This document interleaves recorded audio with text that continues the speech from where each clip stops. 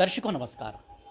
लोकसभा चुनाव के इस माहौल में आज हम एक खास चर्चा करने आए हैं जिला कांग्रेस के अध्यक्ष और मंदसौर विधानसभा क्षेत्र के विधायक श्री विपिन जैन जी से। विपिन जी, हम आपका स्वागत कर रहे हैं। नमस्कार, धन्यवाद। लोकसभा चुनाव का पूरा परिदृश्य सामने है। इस बार कांग्रेस ने मंदसौर क्षेत्र से जावरा नागदा खाचरोद क्षेत्र के 4 बार विधायक रहे दिलीप सिंह जी गुर्जर को प्रत्याशी बनाया है। चूँकि आप कांग्रेस पार्टी के इस परिवार के ज़िले के मुखिया हैं, हम आपसे जानना चाहेंगे कि आप लोगों की चुनाव की तैयारियां किस तरह की चल रही है, किन मुद्दों को लेकर आप जा रहे हैं और लोगों का किस तरह का रिस्पांस मिल रहा है। देखिए, मंदसौर संसदीय क्षेत्र से दिलीप सिंह जी गुर्जर को, जो कि नागदा से 4 बार के विधायक रहे और 2018 से 5 साल यहाँ इस संसदीय क्षेत्र के कांग्रेस के वो प्रभारी भी थे, उनको प्रत्याशी बनाया है। एक तो वो अनुभव वाले व्यक्ति हैं, गंभीर व्यक्ति है। दूसरा मेरा ये कहना है कि तैयारी हमारी पूरी है। हमारी पोलिंग बूथ तक कमेटियाँ बनी हुई है, हमारा मंडलम बना हुआ है, हमारा सेक्टर बना हुआ है, हमारा ब्लॉक अध्यक्ष है। तो संगठन के माध्यम से हम चुनाव लड़ रहे हैं और मुझे पूरी उम्मीद है कि इस बार जो ये चुनाव है, इस चुनाव में बहुत सारे हम दौरे भी कर रहे हैं, ग्रामीण क्षेत्र में भी जा रहे हैं, तो एक परिवर्तन की लहर दिख रही है। परिवर्तन की लहर इसलिए दिख रही है कि जो हमारे वर्तमान के सांसद है आदरणीय सुधीर जी, कहीं ना कहीं लोग उनसे नाराज़ हैं। लोगों का कहना है कि उनको 10 साल का समय दिया, जो 10 साल का समय एक सांसद के लिए पर्याप्त होता है। उन 10 साल के बीच में प्रॉपर वो किसानों की कभी कोई आवाज़ नहीं उठाई उनने। इस मंदसौर संसदीय क्षेत्र में बेरोज़गारी बहुत है, कोई ऐसा उद्योग धंधा वो लेके नहीं आ पाए। और सबसे बड़ी जो किसानों की एक समस्या है वो है अफीम नीति को लेकर। कहीं ना कहीं अफीम नीति को लेकर भी किसान नाखुश है और सबसे ज़्यादा उसमें जो सीपीएससी की पद्धति है उससे लेकर तो वो बहुत ही किसान नाराज़ है और उसमें जो भ्रष्टाचार हो रहा है उससे लेकर किसान के मन में आक्रोश है। अभी जैसा है, आपने देखा होगा कि नूरने चीरने का समय चल रहा था, उस समय जो सीपीएससी के किसान थे उनसे मुखिया के माध्यम से 10,000 रुपये प्रति पट्टा, 15,000 रुपये प्रति पट्टा लिया जा रहा था। और जब ये मामला मेरे संज्ञान में आया तो हमने अधिकारियों से बात की, उनको कहा कि भैया ये जो भ्रष्टाचार हो रहा है, आप मुखिया के माध्यम से पैसे ले रहे हैं, कहीं ना कहीं या तो आप इसमें इन्वॉल्व हैं और नहीं है तो आप एक ऐसी अपील करो मीडिया के माध्यम से कि कोई मुखिया को पैसे नहीं दे। तो देखो, तुरंत ही दूसरे दिन ही उन्होंने फिर एक आदेश निकाला कि मुखिया अपना डोड़ा तोड़े और किसान अपना डोड़ा तोड़कर उसका वजन मुखिया को नोट कराएं। और बहुत से गाँवों में जो पैसे लिए थे वो पैसे भी इनने वापस किए। तो ये जवाबदारी हमारी तो ही है और हमने निभाई, लेकिन कहीं ना कहीं सुधीर गुप्ता जी को भी 10 साल में इस चीज़ के लिए वो कभी नहीं बोले। एक ये है, सक्रियता को लेके भी कई लोगों में नाराज़गी है। दूसरा, भारतीय जनता पार्टी जो ये कांग्रेस के प्रत्याशियों से फॉर्म उठवाने का एक वो कर रही है, 2-3 जगह आपने जो देखा होगा कि फॉर्म भी उठवाएं, जैसे अभी इंदौर के अंदर। तो मेरा ये कहना है कि आप लोकतंत्र को, प्रजातंत्र को, संविधान को ख़त्म कर रहे हैं। आपको फॉर्म उठाने की कहाँ ज़रूरत है? अगर जनता आपके साथ में है तो वैसे ही आपका उम्मीदवार चुनाव जीत जाएगा। आपने देखा होगा कि इंदौर के प्रत्याशी को 3-4 रोज़ पहले उसके ऊपर कोई 17 साल पुराना केस था, उसमें 307 की धारा बढ़ाई गई। 307 की धारा हत्या का प्रयास। अगर मान लो उनने ये अपराध किया है तो उस अपराधी की जगह जेल में होना चाहिए, लेकिन भारतीय जनता पार्टी ने क्या किया कि उसको जेल तो नहीं भेजा और बीजेपी के कार्यालय में बुला के उसको दुपट्टा उड़ा दिया।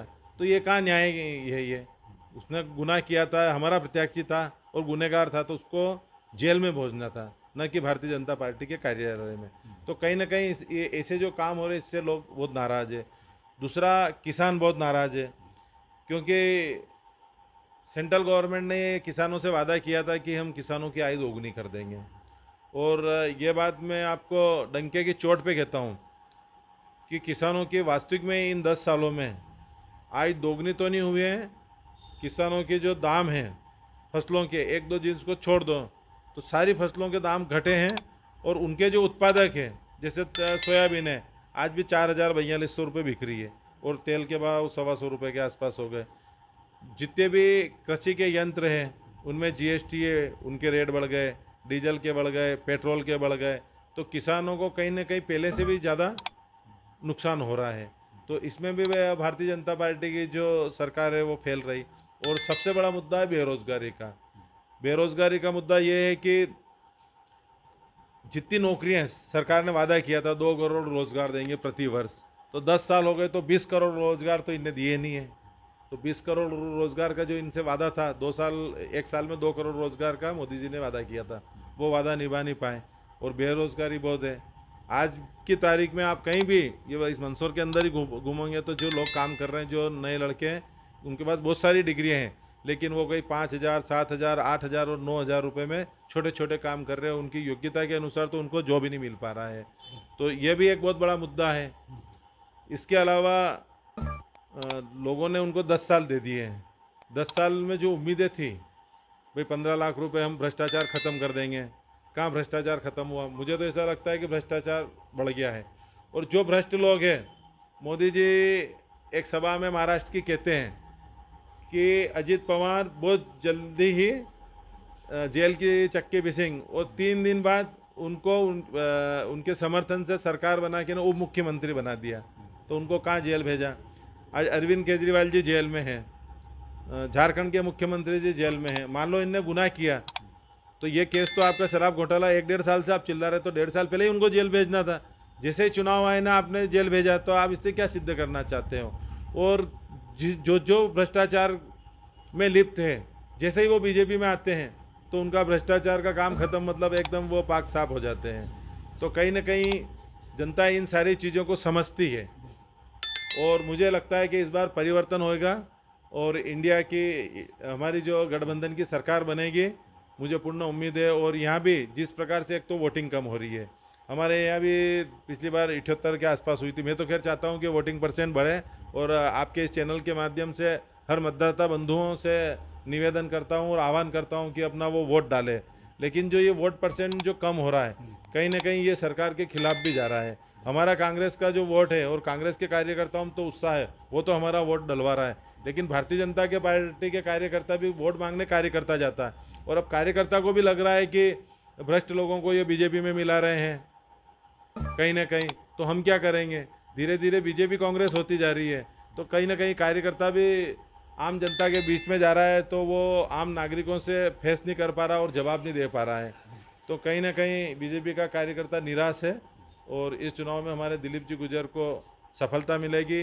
पहले भी नागदा से ही जन्मी हमारी मीनाक्षी नटराजन यहाँ आके चुनाव लड़ी थी और वो विजय हुई थी, और इनकी पैदाइश भी नागदा की है और पूरी उम्मीद है कि वो भी इस बार विजय होंगे। विपिन जी, मंदसौर क्षेत्र में यह देखा जाता है कि कई बार अनुकूल परिस्थितियां होते हुए भी कांग्रेस की जो संगठनात्मक आंतरिक गुटबाजी होती है, उस वजह से भी चुनाव परिणाम विपरीत हो जाता है। यहाँ तक कहा जाता है कि जनता तो कांग्रेस को जिताना चाहती है, लेकिन कांग्रेस ही कांग्रेस को हरा देती है। तो ये जो धारणा कांग्रेस के प्रति अब तक की रही है, क्योंकि लगातार चुनाव हारे हैं, अपवाद स्वरूप आपने विधानसभा का चुनाव जीता है, इसके पहले निरंतर लगातार हार ही चलती आ रही है।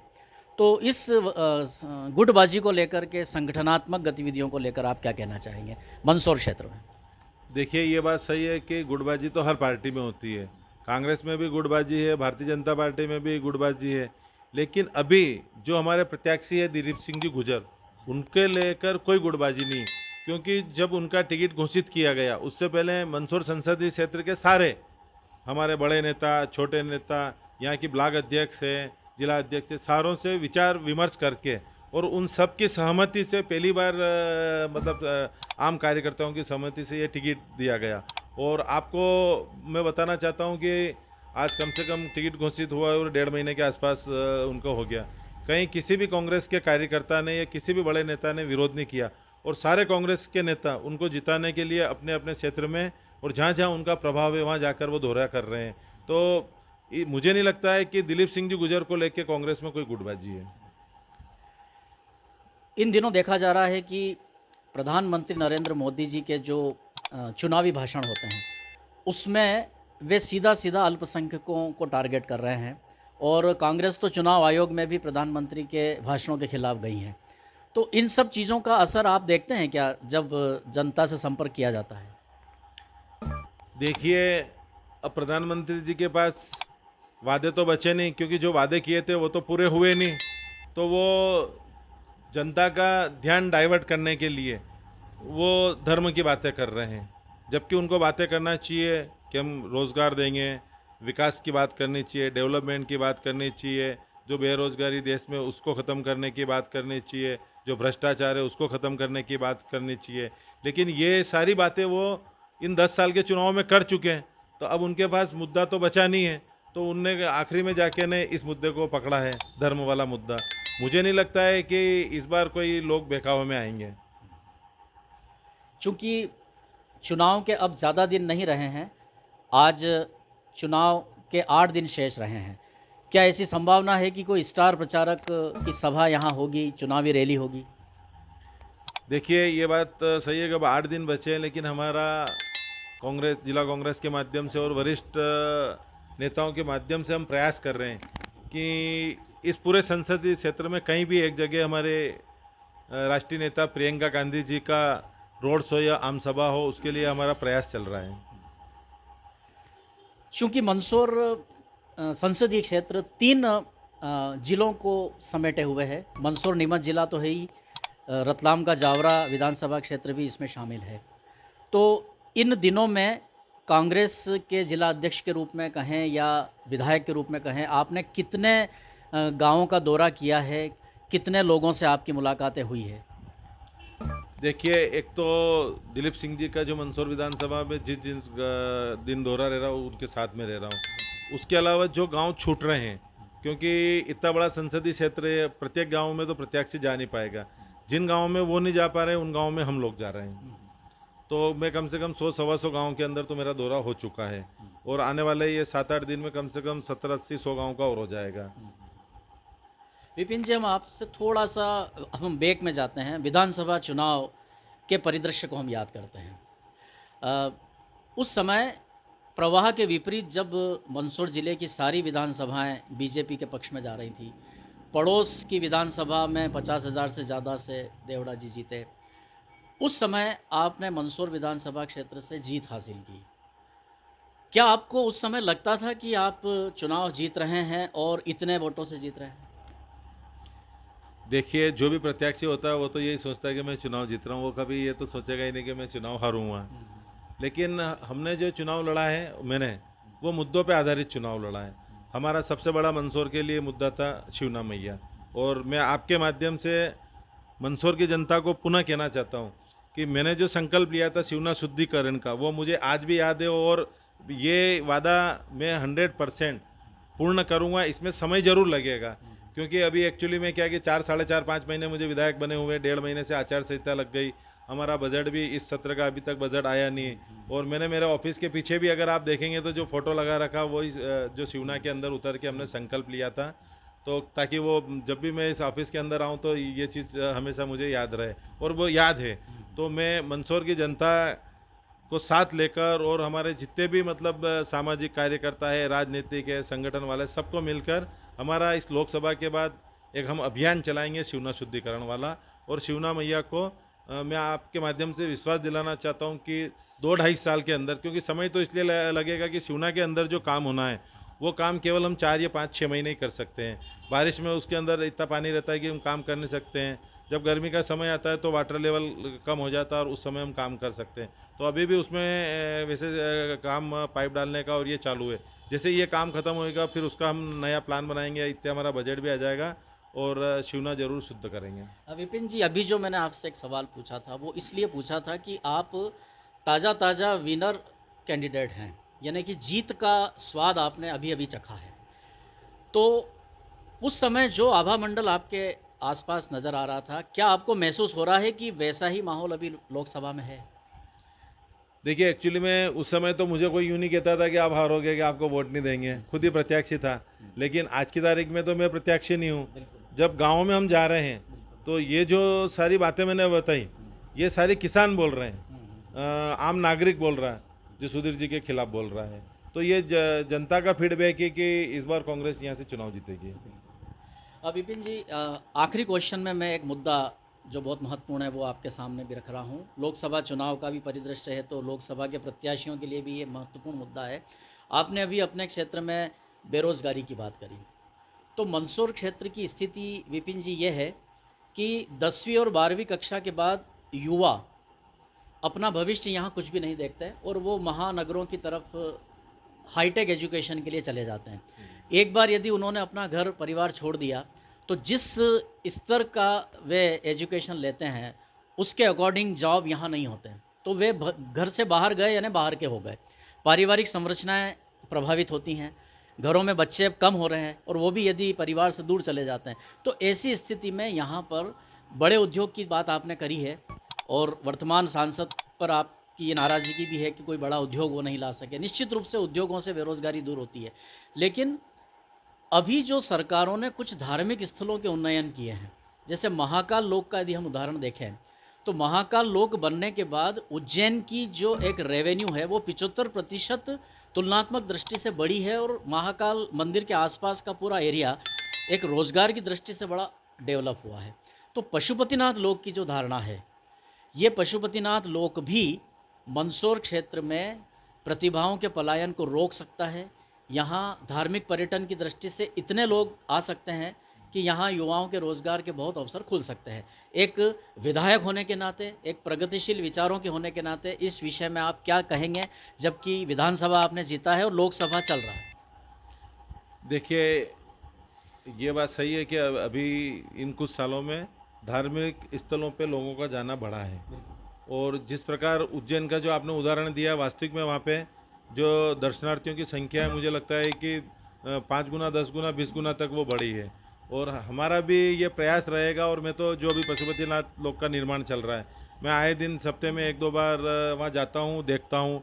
बहुत सारे मेरे जो लीडर है या अधिकारियों, इनसे मैंने चर्चा भी की और मंदसौर के बहुत सारे प्रबुद्ध लोगों का भी यही कहना है कि अगर शिवना शुद्धिकरण हो जाए, उसके अंदर वोटिंग चलने लग जाए, पशुपतिनाथ लोग अच्छा बन जाए, तो यहाँ पे पर्यटक आएंगे और पर्यटक आएंगे तो निश्चित ही रोज़गार बढ़ता है।